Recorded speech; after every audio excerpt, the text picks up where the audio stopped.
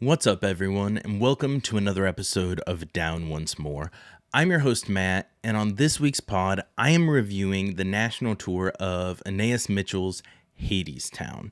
So, the kind of structure that we're going to go with today, I'm going to talk a little bit about the show in general, its history, then my history with the show, then my thoughts on this production, this touring company, and then there will be some spoilers in there at the end. I'm going to try to keep everything pretty general to start with. I'll give you warnings of spoilers before it happens. So if you haven't seen the show and you want to go in blind, you have the opportunity to do that, and it's not ruined by me. If you love musicals, love media, movies, TV, give the show a follow, subscribe, follow YouTube, anywhere you listen to podcasts. And that's my one plug there. So let's get into Hadestown. Now, Hadestown, like I said, the story, book, lyrics, music, everything's written by Anaïs Mitchell.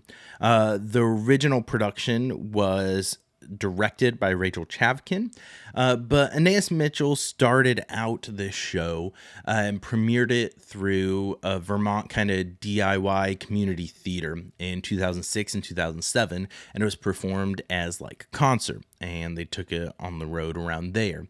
She was unsure about its future as a stage musical, and so she turned it into a concept album in 2010. And then in 2012, Anaïs met Rachel Chavkin, who was a director, and they worked together and reworked the show, added some more songs, some more lyric story, some dialogue lines throughout it. And then in 2016, it premiered off-Broadway at the New York Theater Workshop. It ran there from May through July, and then before going to Broadway, that's when Rachel and Anaïs started talking about, okay, does this have legs? Do we want to transfer it to Broadway? They decided they went to Canada and London and did some kind of refining of the play before transferring to Broadway in 2019. And then when it debuted on Broadway in 2019, it received 14 nominations at the Tony Awards, and it won 8 of those. Some of the ones that it won was Best Musical, Best Original Score, Best Director, and Andre DeShields won Best Actor in a featured role in a musical for his role as Hermes in it. Now, I haven't said exactly what Hadestown is, but it's a retelling of the Greek tragedy myth of Orpheus and Eurydice, and the gods Hades and Persephone, heavily featured there, as well as Hermes. But Mitchell has said that she was kind of inspired by Les Miserables to write a story about the power of romance and politics. And Rachel Chavkin in interviews has discussed about how important it was to address climate change and how important that was to the show, because you have the extremes of nature with it's either extremely hot or extremely cold due to the kind of industrial workings of Hades down in Hadestown. And so kind of weaving that message throughout it. They even did a promotion with the Natural Resources Defense Council, the NRDC, for Hadestown when it was on Broadway as well. And there have been so many people who have talked about all the different themes that are woven throughout this so masterfully, whether it's class politics, climate change, just love and how complicated that can be, and the romance, and it's done really beautifully. Anaïs Mitchell described in an interview they did with Broadway World, her and Rachel Chavkin did. She said that it kind of has that sound of a New Orleans big band jazz music to it. And so when they were working on set with a set designer, that's kind of how the world played out. So many of the themes with the industry and the weather and the climate change that New Orleans and Louisiana has faced is relevant to this musical as well. So that's kind of how they built out the whole feel of this show. It is, the opening song, Road to Hell, talks about it being a sad song, a sad tale from way back when. Hermes, some of the opening lines that he sings are telling that.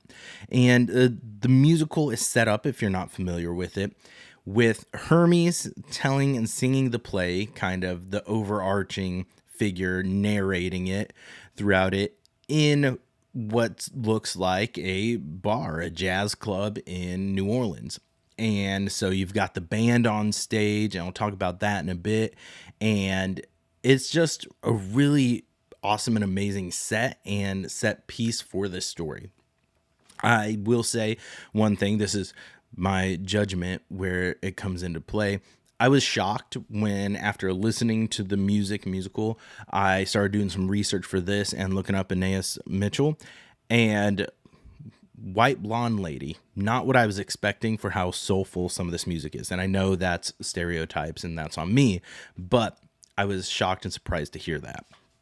Before I get into this production as a whole, my history with Hadestown is relatively new. I've tried to listen to the Broadway cast recording a couple times over the years, and just listening to the recording, like jazz and that sound and feel isn't usually something I gravitate towards. And so the album never really connected with me.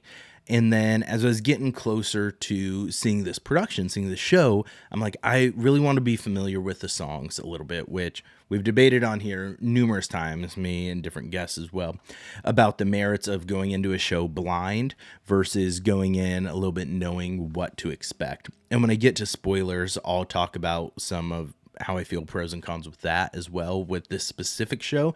But I started listening to the music. And it sounds bad, but like forcing myself to listen to it, where I'm like, okay, I'm going to listen to this through and soak it in. Life's been crazy recently, so I didn't get to do as much as I wanted. But over the last probably 2 weeks is when I was listening to it. So not much time, because I wasn't positive if I was going to be able to make it to the show. And a number of songs just really stood out to me, and I found myself gravitating towards them. The epics in general are just amazing that Orpheus is singing, telling the tale of Hades and Persephone, and you see it 3 times throughout the show, and each different kind of revision, variation of this big song that Orpheus is working on, this epic, is just so beautiful and haunting in a way. And then Wait For Me is the first song I had heard from this musical ever, and it was the first one that made it to my playlist. So like even though I hadn't listened to the full album, I loved Wait For Me. And it is just beautiful and haunting, and even though I didn't know all the context around it, which it has a whole new meaning now, it was on my musical faves album, and I absolutely love that song.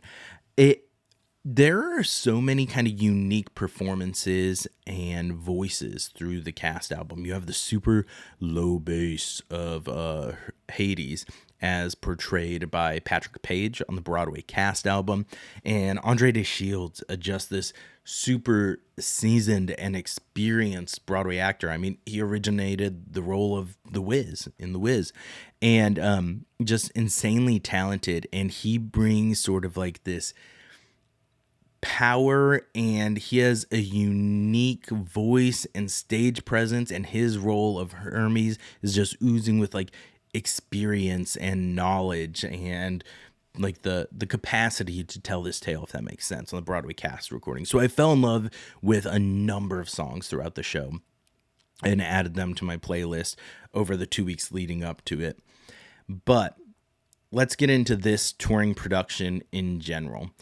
This is the second, I think 2.5 years has been touring with a lot of the same kind of principal cast. So for example, Nicholas Colon plays Hades, and he's been on the tour the past couple years.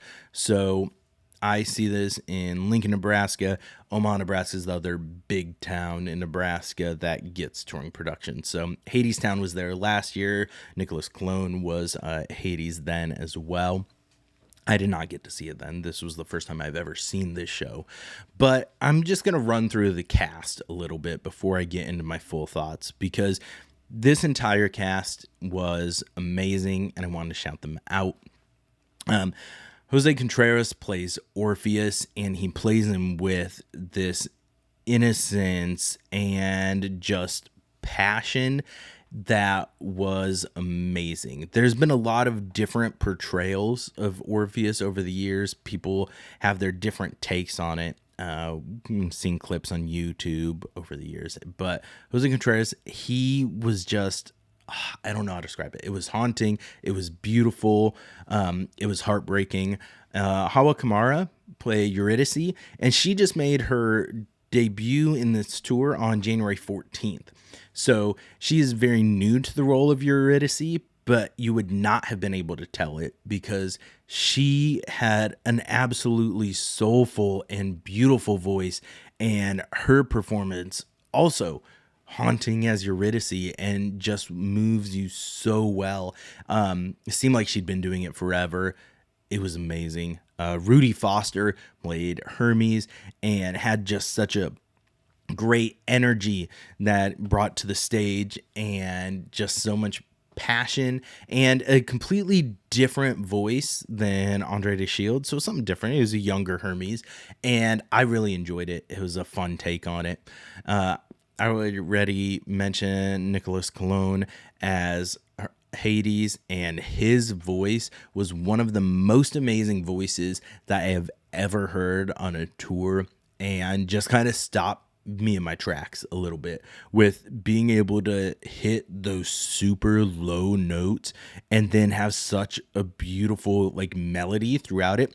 Completely different than Patrick Page. Patrick Page has such a powerful and deep voice as well, but a lot of his lines can come across as a little more spoken on the Broadway cast album, if that makes sense. Nicholas Cologne, everything felt, with it being so deep and powerful, it was yet still so smooth, and it was incredible. Probably my favorite performance of the night, his, especially in Songbird and any song that he sang, but Songbird especially was just haunting. And he does have a video of him singing it on his Instagram, so highly recommend you check that out and just hear the amazingness that is his voice. And then for my showing, Persephone was played by Miriam Navarette. She was the understudy for Persephone. She typically plays one of the Fates, but she was amazing as Persephone. And Persephone is one of the roles that, when listening to the cast album, her songs didn't necessarily hit for me. And I feel like that, seeing this performance, Persephone's songs are a lot of the big bring everyone together, kind of a little more boisterous in the club, jazz club feel. And there's a lot of energy going on with those songs that seeing it live and seeing that actual performance adds so much to it. And Miriam Navarette, fantastic performance. Wouldn't have known it was understudy except for the sign before when you walk into the theater that said the role was played by her. She seemed like a natural and a amazing voice as well, and just the stage work and the blocking that she did was amazing too. So much energy to that role. The Fates were played by Gia Ketty and Jane Westcote, and then Julia Schick was the one that was on for Miriam Navarette. She was the understudy to the Fate. And then the workers, so the chorus that's in the background starting at the kind of jazz club feel before, and then when you're down in Hadestown, the workers there was played by Janice Bernard, Ryan Farhadi, who is the understudy for Hades, and you could tell because he was hitting some of those deep low bass notes during the chorus, and it was amazing. Miracle Miles, and then at my performance, Ricky Cardenas and Michelle E. Carter were also in the chorus. They're kind of swings, they play as they're needed, and they were all amazing. Now, I talked about the orchestra, the band, all being on stage and part of the show. During the second act opening number, Our Lady of the Underground, Persephone actually introduces all the orchestra members, all the band members by name. So the music director who played the piano, also relatively new to the tour, picking up this go around, was Armin Mohammed, and talented there. All these people insanely talented. Certain ones will have different things that you pick up throughout the show, but they do bring a whole nother energy as being part of the set, being part of the production. I enjoy when that happens and it feels natural. And they're not like some other shows like Rent, for example. The band is on stage, but they're kind of hidden back behind the scaffolding a little bit, right? They are prominently featured on risers and they are there.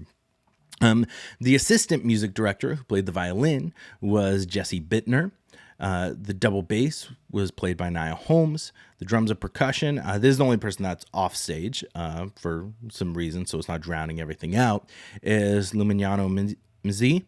The cello was played by Lydia Palos, and the guitar was by Sam Wade. Now, the one amazing standout that did make his presence known was Heike Demirchian, who plays the trombone, which is the most recognizable piece of this score, I feel like, throughout it. There's also Armin Mohammed played the accordion at times, and the Fates.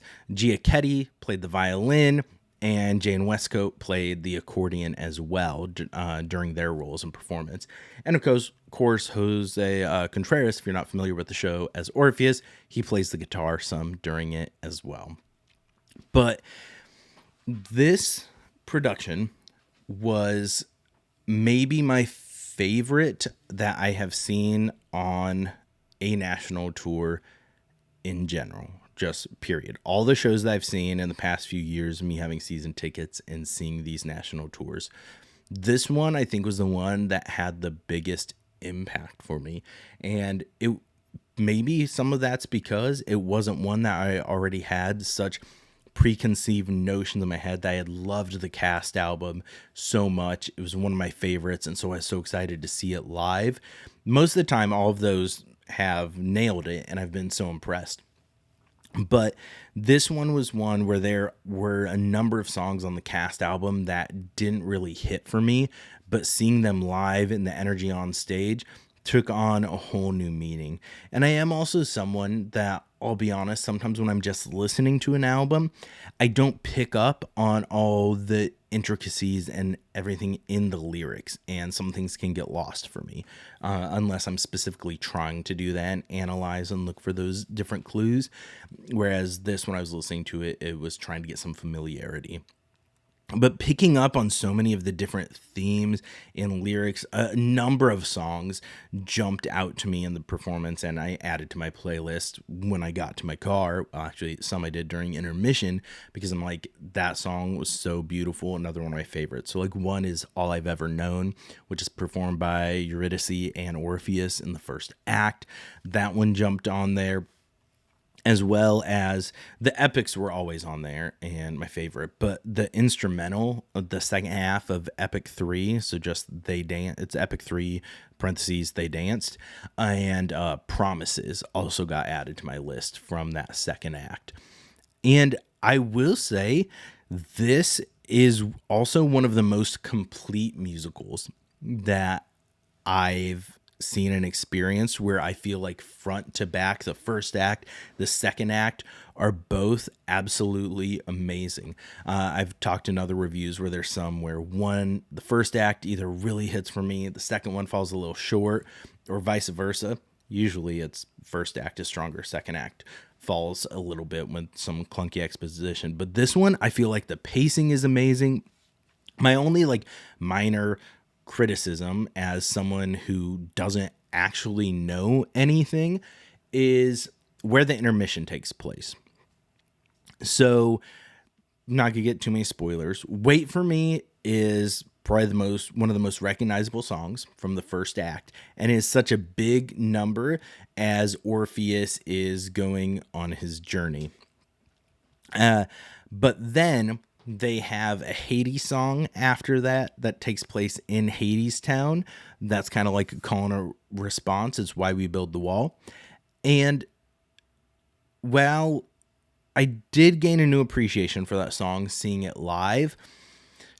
To me, I feel like Wait for Me is a good place to close out the first act when Orpheus is going on that journey. You know that the mission that he's going on, you kind of see where things lay up. And then the second act can open with Why We Build the Wall. Instead, it opens with Our Lady of the Underground, which is Persephone in kind of like a speakeasy secret club. They're singing about things. But it's weird because the lead in after Why We Build the Wall is Persephone talking, like first starting that speech at the underground. And so I don't know. It is kind of weird to me that she's like, this is what it's leading into, and then boom, intermission, and then Our Lady of the Underground opens up the second act. It's not like there's big set changes. Maybe there are some more substantial ones on Broadway, the touring production. The set remains exactly the same. There's some background that lifts up. But like I said, it makes sense to me because where Wait for Me is the transition, because you're transitioning from the above world and then to Hadestown in the second act primarily. So I don't know. That's just my one little inexperienced moronic self little nitpick. If I had to pick one there, it felt like a weird place for the intermission. But I want to get into some spoilers because I want to talk about some of the specific performances here and my thoughts on it. So there's minor spoilers for the story as a whole, for this hundreds of thousands of years Greek myth, or this musical that has been out for 7 years on Broadway. Orpheus and Eurydice, talked about it. It's a tragedy. They fall in love. Orpheus was touched by the gods, and so he's trying to write this beautiful song. And Eurydice has seen the harsh realities of the world. And so when Hades comes and takes Persephone back underground to Hadestown with him, and they lose their summer, they lose their fall, they're losing the seasons, and the cold hits, the hunger hits, then Eurydice is lured by Hades's cry of, come here, I can give you security, I can give you safety. Orpheus, he's just a poet, he's not going to be able to fill your belly. And so, and even the fates sing, they're like, you can judge, but that pain and that fear of hunger that Eurydice is facing goes down. And they have a nice nod to the original Greek myth.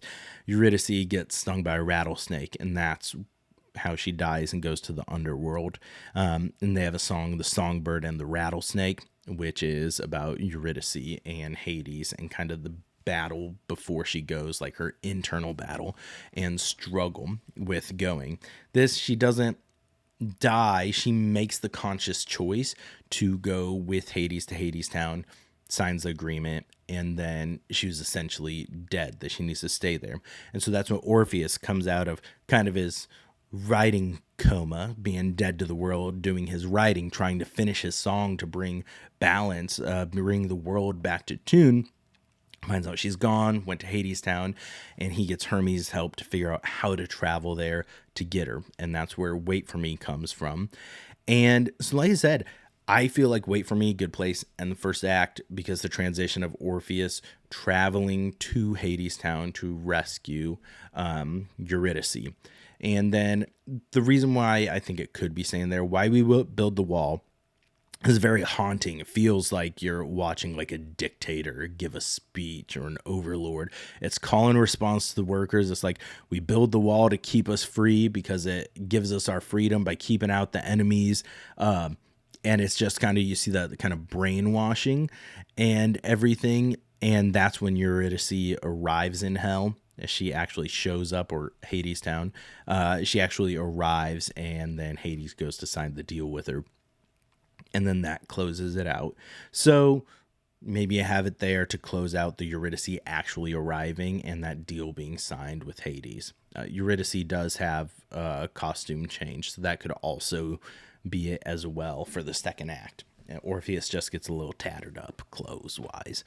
But the second act was what really stood out to me, even when listening to the album. The song If It's True, when Orpheus is just seeing kind of the hopelessness, and he'd been kind of a hopeless romantic and a poet, and the power of his music, the song that he was writing, and then now just feeling just that, the disparity between the power of the gods, saying what it is. Like, he's got lines about the ones who load the dice are the ones who always say the toss is fair, and has a couple other kind of, not parables, I'm blanking on the word, but kind of correlation of relations there to that feeling of just those in power being the ones who claim they're doing things for your best interest, but they're the ones who are actually making all the rules, essentially. And that song just causing the workers to kind of break out of their trance, essentially, and start seeing that there may be another way and there may be hope. And then Epic 3 probably jumped up to the top of my list, especially seeing it live. And there's some controversy, not really controversy, but lyric changes that were done to this song from the original version that make it a little more hand-holdy of what's going on. In the very opening, when Orpheus starts singing his song, which is a song about Hades and Persephone and their love and how it's what made the world go round, and Hades and Persephone have had their outs throughout the play. And during Epic 3, like opening lines of it, Orpheus is like, and I know how it was because he was like me. He was a man in love with a woman, and how ultimately it was that love that caused him to do these things, and the fear of losing her, and that she wouldn't return to him. Now, the original lyrics it's definitely in there, but I wanted to pull them up, and the original lyrics have it as, hit the wrong button. The original lyrics are that Hades sings, after he sings about, like, Orpheus sings about these feelings of like longing and love that Hades experienced for Persephone. And he sees the parallels between him and Hades, between Hades and Orpheus. And then the second verse, he's singing like, the more he has, the more he holds, the greater the weight of the world on his shoulders. See how he labors beneath that load, afraid to look up and afraid to let go. So he keeps his head low, he keeps his back bending. He's grown so afraid that he'll lose what he owns. And so that line, he's grown so afraid that he'll lose what he owns, reflects kind of Hades, how he's sung before about Persephone a little bit, about viewing as owning her. And he's saying that wear down with silver bracelets around her wrists, gold chains around her neck, stones in her pocket. So like these ones that are just like burdening someone down and almost like seeing them as a prisoner or as an object. And that's how he's advising Orpheus to keep a woman. Bad advice.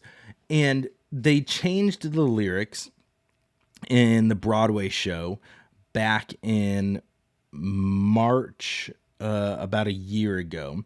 They officially changed it to the new lyrics in that section. Is that Orpheus sings, I know how it is because he is like me. I know how it is to be left all alone.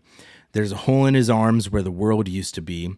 When Persephone's gone, his work never done, his war never won, will go on forever, whatever the cost, because the thing that he's building his wall around is already lost. So they make it a little more on the nose about acknowledging that it is those comparisons, because what Orpheus went to when Eurydice was gone, and him seeing that Hades having kind of that same doubt and fear. That's why he came to get Persephone to, when she had been gone, he came to get her too early, because just that he sings about in Epic 2 a little bit more, the jealousy and the fear of her not returning. And you see that throughout, like the growth through the epics, amazing. Like Anaïs Mitchell is a genius with how she put all of this together. And it is just heartbreaking. I have mixed feelings on the lyric change in Epic 3. If I hadn't listened to the cast album, I wouldn't know anything of it. But I knew there was something different because when I was listening to it, I'm like, I feel like he's being more just hitting the nail on the head with the comparison there about Hades' fear with Persephone being gone. And then I was doing some research this morning and it's like, yep, there was that lyric change. But it is just haunting. And then I did do a little bit more digging after I ended my initial recording on the lyric change in Epic 3 because I just kind of wasn't quite satisfied with what I had seen and wanted to see why. And I found an interview with Playbill that Anaïs Mitchell had talked about it. And so what she kind of said, the reason was when they were working on getting it to Broadway, shows get locked about 10 days before the official opening date, and then it's frozen from further changes. And Anaïs Mitchell had said that the change to the lyrics was something that she had been trying to make right up until they locked the show on Broadway. So when the actual lyric change took place was when it made its West End run. So she wanted to make the change on the West End because she had said that the moment where the song kind of blooms, which it's actually, I refer to as the second verse, it's the bridge. And so when it comes and blooms into the choral moment, with the whole company, Mitchell explained that she felt there was too much text that followed that climactic moment with all the laws in the middle. And she said she felt herself wading through it. So she wanted to kind of shorten that acoustic section that Orpheus sings, kind of pointed at Hades. So I read some of the lyrics, but the first part of that bridge is also cut that I didn't mention, is when Orpheus first comes out of the laws and says, and what has become of the heart of that man now that the man is king? What has become of the heart of that man now that he has everything? And then it runs through everything and also ends with the line, but what he doesn't know is that what he's defending is already gone. And so Mitchell wanted to make it kind of more compassionate and direct, and said it was a lot more of a soapbox moment in the early versions of the show. Because this is, like we said, she originally started in like 2006. So it had like 13 years essentially of pre-production before making the Broadway change. And so she didn't want to touch any of the lyrics with Broadway and the tour. But then when it was going to the West End, she's like, hey, this one will try something new. And they made those changes to the West End, and then it was reflected on Broadway. She said she didn't think they were allowed to make the change on the Broadway lyrics, but Jordan Fisher, who played Orpheus amazingly, you can find some clips on YouTube of that have been officially put out, and Playbill actually has a video of him singing Epic 3. Jordan Fisher, when he heard the London lyrics, the West End lyrics to Epic 3 on TikTok, and reached out to Anaïs Mitchell directly, and he texted her that he was moved by it and kind of wanted to try it. And she's like, absolutely, I want to hear you do that too. And so then they changed it to what it is on Broadway. And I read what those lyrics were too. So it's like, it's the same, but it is a lot shorter. It removes that first paragraph about what has become to his heart and talks about how burdened he is, and it switches the point of view to it being about Hades's kind of sense of loss and not being complete without Persephone. So it is a little bit of a shift from being really just burdened with the weight and trying to build walls instead to keep her in. And because like the end of the new bridge ends because the thing that he's building his walls around is already lost. Not just that's gone, it's lost. He has lost it now. Not that she's just gone away, because Persephone and Hades are at a rough point right then. So I don't know. I have mixed feelings on it. Like I said, Anaïs said that because they asked if there's going to be anything other change, she doesn't anticipate wanting to make more changes. She said it's a tale that's been retold a million times, right? It's an ancient Greek myth. So she views it a little bit like a folk song that evolves, gathers verses, loses verses over the centuries. So she didn't think it was going to break anything to make the change. Hearing like the actual creator talk about it and the reasoning for it, I feel like as just a casual viewer fan, I can't complain too much. So a little bit more info on you, and you can read the whole article on Playbill. The ending of the show and the production and the story, the myth, is that Hades doesn't want to be seen as weak. He allows them to leave, but he gives them like a test. Orpheus has to leave in front. They walk single file, workers between them, Eurydice at the back. Orpheus can't turn around. If he turns around, then Eurydice will go back to Hadestown, and there's nothing that can be done. And Hades kind of seeing as a plan, because he knows that as a man, like even like with him and Persephone, the doubt starts creeping in. You start questioning, even though if you have assured yourselves of their love, which Eurydice and Orpheus do to Hermes when he tells them about Hades' condition. They said they know they trust each other, they know it's true, they know they're going to be okay.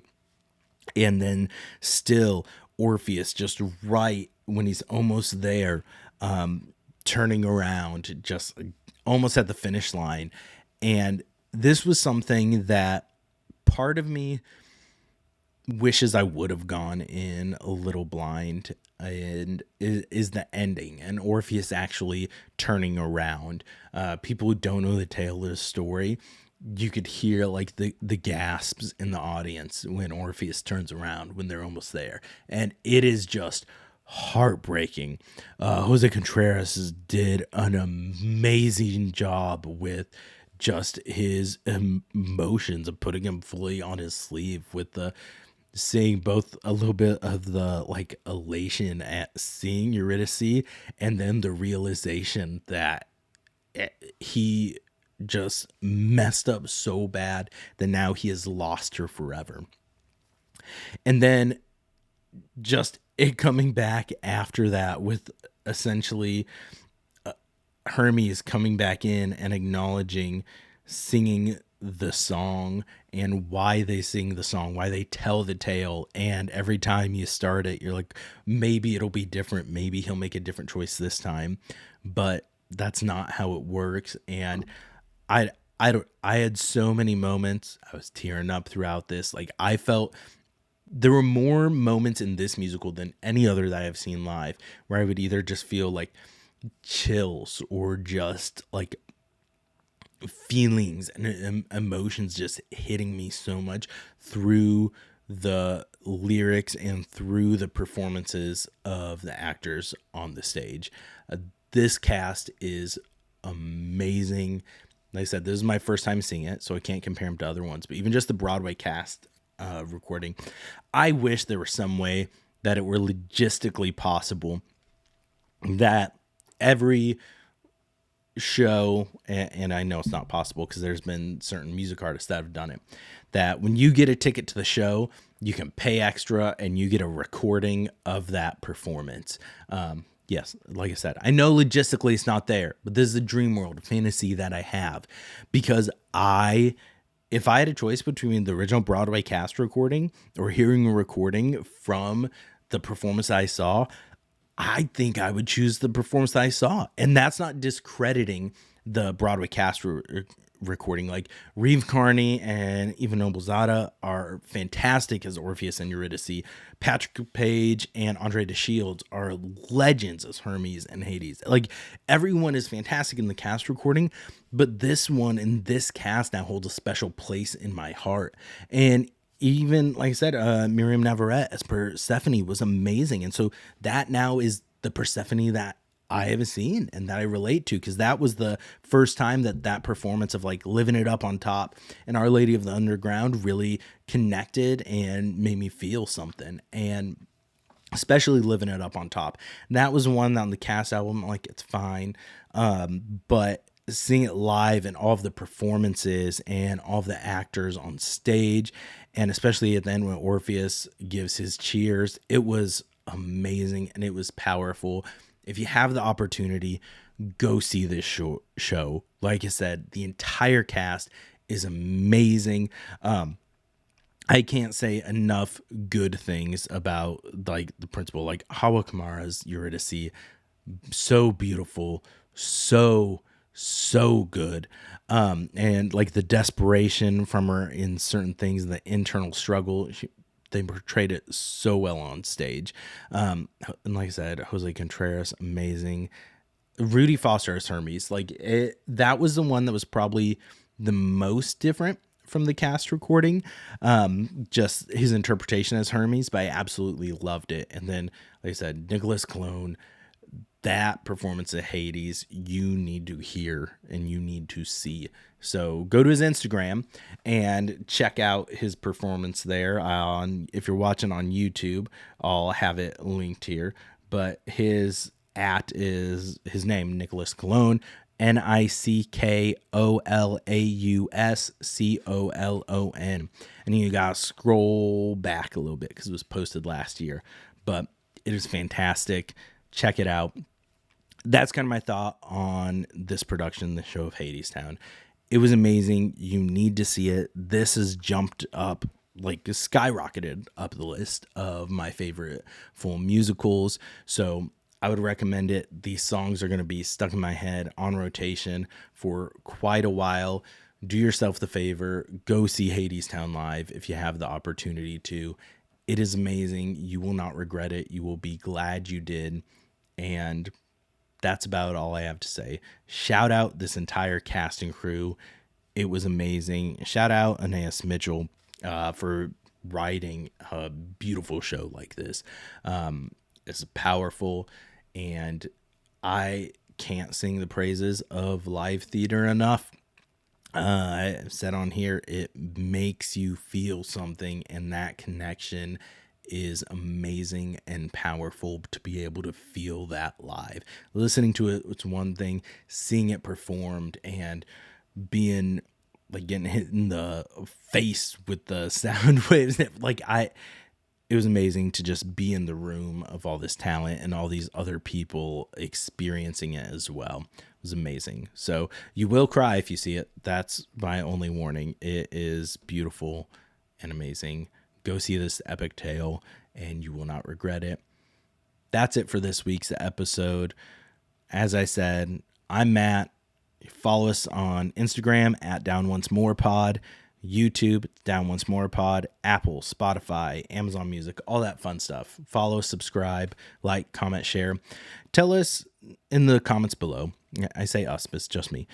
Let me know if you are a fan of Hadestown, what your favorite song was, if you have seen it live, especially if you have seen this production, what was the biggest standout to you? I want to hear from you all. So drop that in the comments, slide in the Instagram DMs. Love to hear from you guys how this musical impacted you. And we'll see you next week. As always, don't forget to go down once more. Later.